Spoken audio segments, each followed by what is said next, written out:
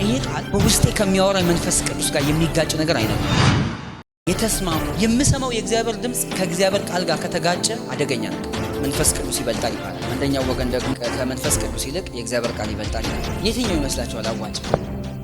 ሁለት ወገን አለ። አንደኛው መንፈስ ቅዱስ ነው የሚበልጠው፣ እሱን መያዝ አለብን፣ እሱን መስማት አለብን። እግዚአብሔር ቃል ሁለተኛ ነው። ሌላው ደግሞ ቀጥሎ የሚለው ደግሞ አይ እግዚአብሔር ቃል ነው መስማት ያለብን፣ መንፈስ ቅዱስ ቀጥሎ ነው። ወገኖች ሁለቱም ኢምፖርታንት ነው፣ ሁለቱም ወሳኝ ነው። በውስጤ የምሰማው የእግዚአብሔር መንፈስ ከዚህ ቃል የሚጋጭ አይነግረኝ። ይሄን ያሳፈው እሷ ይሄ በእግዚአብሔር መንፈስ የተጻፈ ነው አለን ሐዋርያው ጴጥሮስ።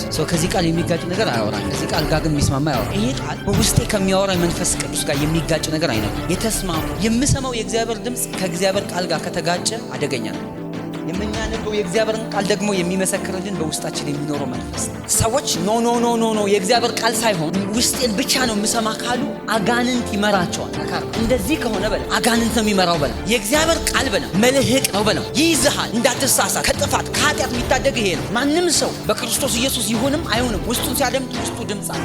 ከየት ነው የሚመጣው? ውስጡ ድምፅ አለ። ከየት ነው የመጣው? ውስጤ የሆነ ነገር ይሰማኝ የሚመስለን እኛ ክርስቲያኖች ብቻ ውስጣችን የሚሰማኝ፣ ብዙ ሰው ይሰማዋል።